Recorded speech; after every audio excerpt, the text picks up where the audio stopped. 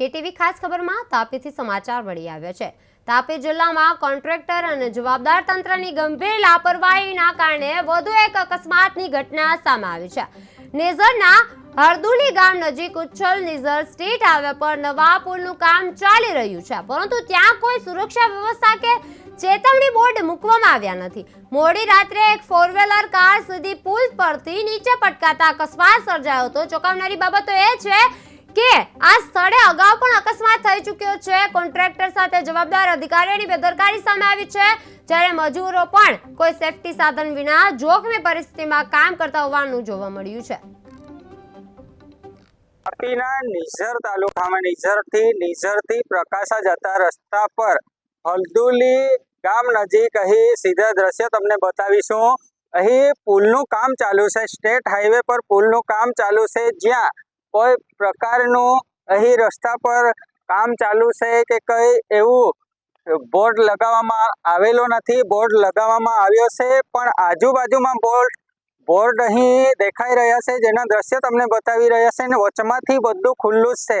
મોડી રાતની અહીં ઘટના છે। અહીં એક 4વ્હીલ કાર સીધી રસ્તા પરથી સીધી ખાઈમાં પડી, ડાયરેક્ટ પુલ પરથી નીચે પડી છે કાર, અને હાલ જે ડ્રાઈવર હતો એ લોકોને ગંભીર ઈજાઓ પણ પહોંચી છે। અને સીધી અહીં જે દ્રશ્ય તમને બતાવવામાં આવી રહ્યા છે તેના પરથી અહીં જણાઈ રહ્યું છે કે અહીં પૂરેપૂરી લાપરવાહી અહીં જોવા મળી રહી છે। અહીં જે કોઈ એજન્સી છે, કોન્ટ્રાક્ટર છે, તેની લાપરવાહીથી આ પ્રથમ નહીં પણ બીજી વખત અહીં અકસ્માતની ઘટના બની છે।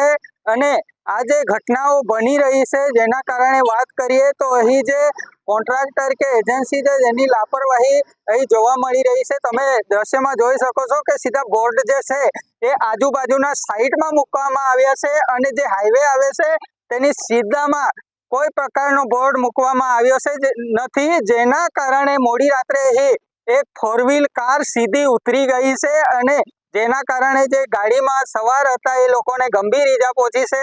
હાલ એ લોકો સારવાર માટે હોસ્પિટલ ખસેડવામાં આવ્યા છે, અને જેના સીધા દ્રશ્ય તમને હલદુલી બ્રિજનું જે કામ ચાલુ છે સ્ટેટ હાઈવે પર, ત્યાંથી તમને બતાવી રહ્યા છે, જ્યાં સીધી લીટીમાં વાત કરીએ તો અહીં કોન્ટ્રાક્ટરની અને જે કોઈ એજન્સી હોય એની સીધી અહીં લાપરવાહી જોવા મળી રહી છે। અહીં જે એ લોકોની લાપરવાહીના કારણે આવા બનાવો બીજી વખત અહીં બની ચૂક્યો છે, અને જેની કોઈ પ્રકારની જે જવાબદાર અધિકારી કે કોન્ટ્રાક્ટર છે એ લોકોને પડેલી નથી, જેના કારણે અહીં લાપરવાહી કરવામાં આવી રહી છે, અને જે અકસ્માતની બનાવો અહીં બીજી વખત બની ચૂક્યા છે, છતાં કોન્ટ્રાક્ટર ઊંઘમાં હોય તેવા અહીં દ્રશ્ય સર્જાઈ રહ્યા છે। Hitesh Naik, KTV news, Tapi.